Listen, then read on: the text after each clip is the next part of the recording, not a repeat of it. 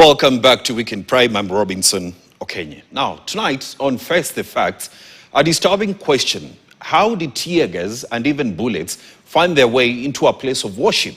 The chaotic scenes witnessed at a church service in Nyeri, attended by former Deputy President Rigathi Gachagua, have sparked outrage, sharp questions, and growing concern over the use of state force in sacred spaces. As leaders trade blame, Kenyans are left asking who gave the orders and who will take responsibility. Our reporter Herman Kamariki breaks down the facts, the hypocrisy, and the danger facing the nation in this week's episode of Face the Facts.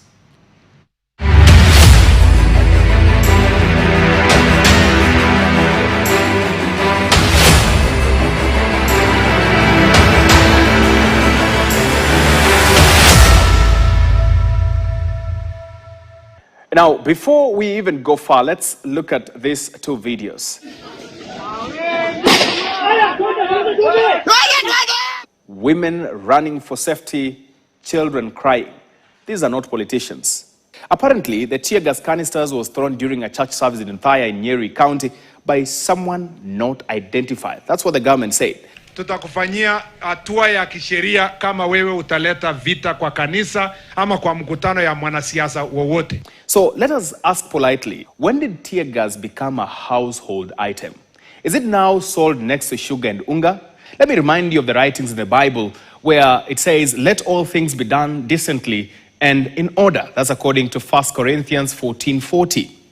Inside that church where the tear gas was thrown, there were mothers, children, elderly people, people who had come to kneel before their father, not to run helter-skelter, and suddenly worship places have been turned into battle zones.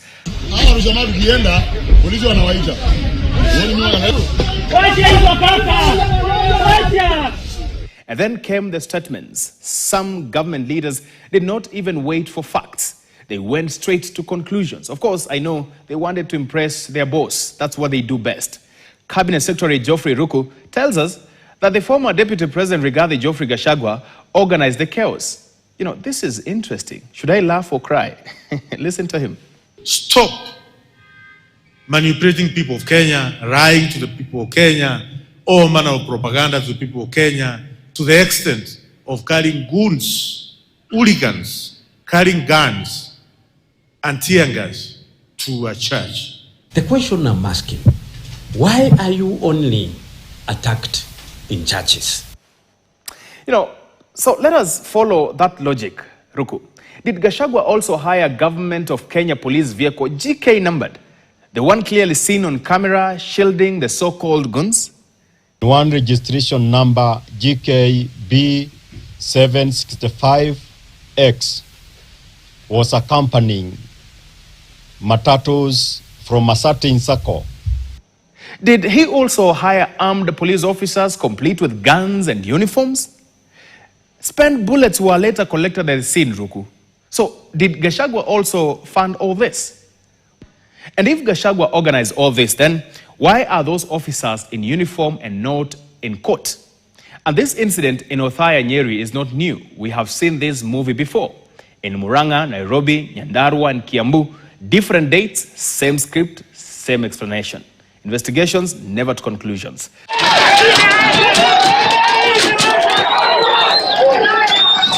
Kenya has walked a dark road before. Remember, in 2007 and 2008, political arrogance turned neighbors into enemies. We buried our people. We healed slowly. We promised ourselves never again. The hypocrisy is painful, Kenyans. You know, I see these leaders kneel in the church. They wear uniforms for the church. Sometimes they sing hymns off key, yes, but with confidence.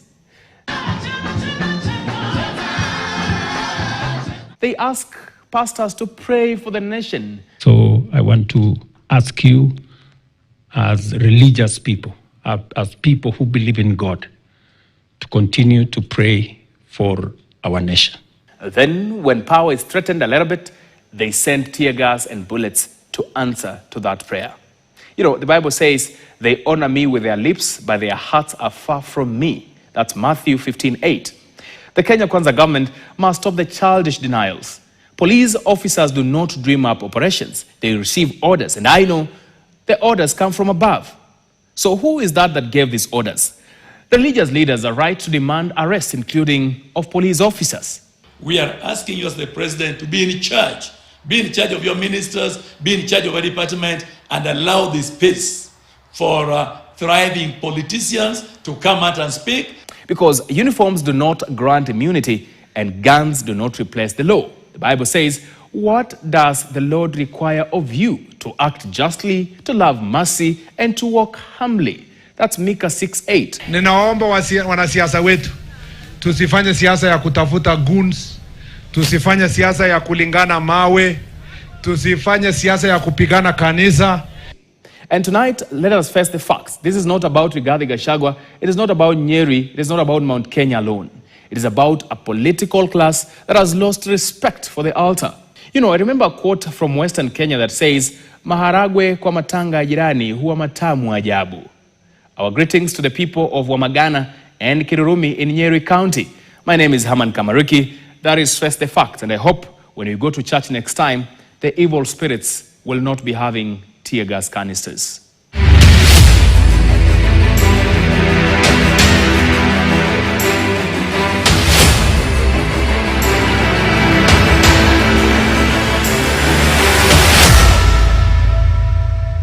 Haman Kamariki.